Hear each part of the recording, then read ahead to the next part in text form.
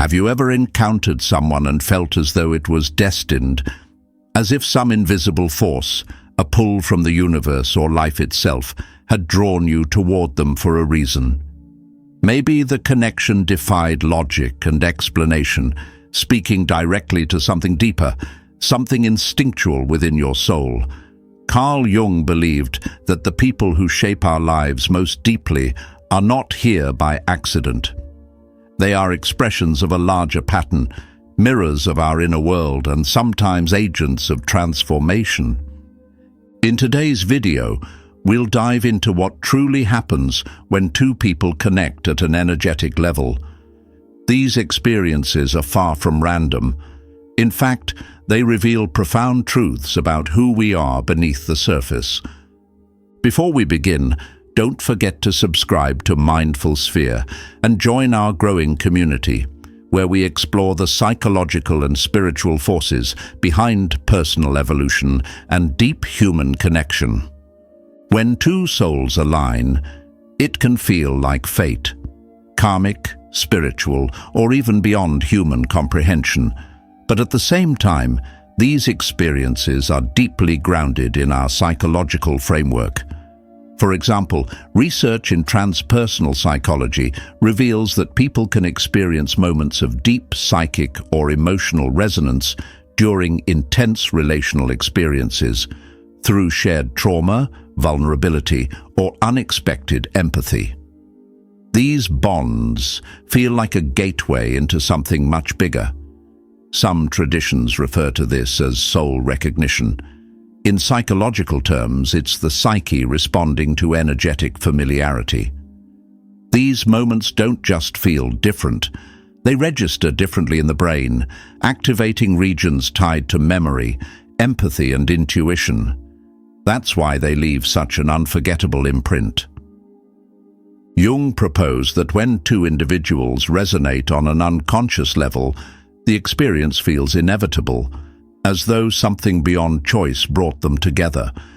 This isn't just metaphor, it reflects Jung's concept of synchronicity, a term he developed with physicist Wolfgang Pauli, referring to meaningful coincidences that lack a causal link, yet feel deeply significant. In relationships, these moments aren't accidents. They're responses to internal transformation. At the heart of this alignment is the psyche itself. Jung described the unconscious not as chaos, but as a symbolic world of archetypes, shared human patterns inherited from the collective unconscious. When we encounter someone whose internal structures mirror our own, whether that's the shadow, the hero, the anima or animus, a deep sense of familiarity arises. The connection is magnetic, not because of desire alone, but because something within us recognizes what we need. Neuroscience offers support for this. The concept of limbic mirroring shows that our brains sync with others emotionally through tone, posture, and facial expression, especially when those signals match our emotional state. In short, the body knows before the mind does. But this alignment isn't always gentle. Sometimes it shakes us, brings up past wounds or suppressed dreams. It can be unsettling precisely because it's real. These connections bypass ego, break through emotional defenses, and speak directly to our essence, who we really are, or who we are meant to become. Not every connection is designed to stay. We often confuse emotional intensity with longevity. If a bond feels powerful, we assume it must be forever. But in Jung's view, depth doesn't always equal destiny.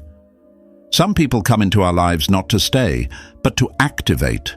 Their role is to trigger growth, to launch what Jung called the individuation process, the journey of becoming whole. This often involves confronting illusions, facing the shadow, and integrating lost parts of ourselves. These figures might show up as partners, close friends, or even adversaries, but their presence signals a turning point.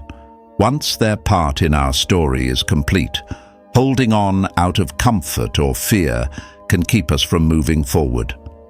Psychological research supports this idea. A 2018 study in Personality and Social Psychology Review found that emotionally intense but unstable connections often serve as major identity-shaping experiences. They help us redefine who we are and clarify what truly matters. But once that transformation takes root, the relationship may dissolve, not because it failed, but because it fulfilled its deeper purpose. Jung once said that every relationship holds up a mirror, and sometimes what it reflects can be uncomfortable. When one person evolves while the other stays rooted in the familiar, something begins to shift. What once flowed effortlessly now feels forced, weighed down by mismatched growth. But this isn't failure. It's a natural signal. The energetic alignment has changed. Letting go in these moments isn't abandonment. It's an act of honesty. You're not turning your back on love. You're honoring its natural rhythm and conclusion. If you're still here, I truly hope this video is offering you something meaningful. If it resonated with you, send it to someone who needs a reminder that growth begins within. And if you'd like to support Mindful Sphere and the work we're doing, you can express that support by clicking the thanks button below. Every gesture helps us continue producing content with depth and intention. One of Jung's most transformative insights was this: the outside world mirrors what's happening inside of us.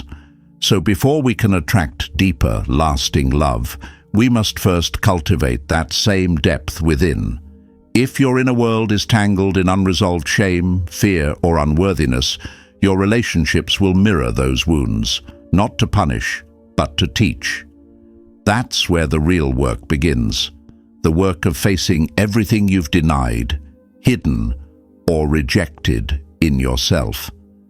Jung called this the shadow, the version of you that you'd rather not be, but the path to wholeness always leads through it. And here's the truth. When you stop fearing your own darkness, you stop handing it to others to carry.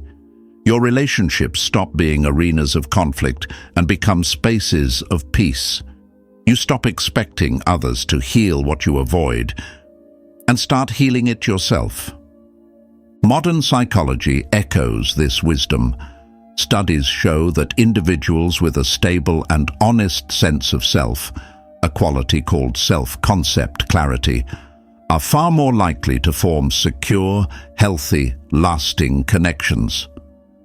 They don't need constant validation. They don't collapse into codependency. They love not to fill a void, but to share what's already full. Because love that arises from emptiness clings. Love born of wholeness expands. When you're truly at peace within, your energy speaks before you do. You stop chasing, stop begging, stop shrinking. You align. You become magnetic to what you're ready to receive. And when two whole people meet, their bond isn't built on need. It's built on respect, elevation, and presence. That's not fantasy. That's what emotional maturity really looks like. And maybe that's why we meet the right people when we least expect it. Not because we've given up, but because we've finally turned inward. We've done the work. And the moment your energy reflects what you're truly ready to experience, life, in its own quiet way, responds. Carl Jung said it best: until you make the unconscious conscious, it will direct your life, and you will call it fate. Now, I'd love to hear from you. Have you ever felt a connection so powerful it couldn't have been random? Do you believe that your relationships reflect your inner growth and healing journey? Let's talk in the comments. Your story might help someone else recognize their own path. And if this message found its way to you at the right time, don't forget to subscribe to Mindful Sphere and hit the notification bell. Here, we explore the hidden emotional forces that shape your life and your relationships. Thank you for watching. And remember, when two souls truly align, no resistance can keep them apart. But that alignment always starts from within.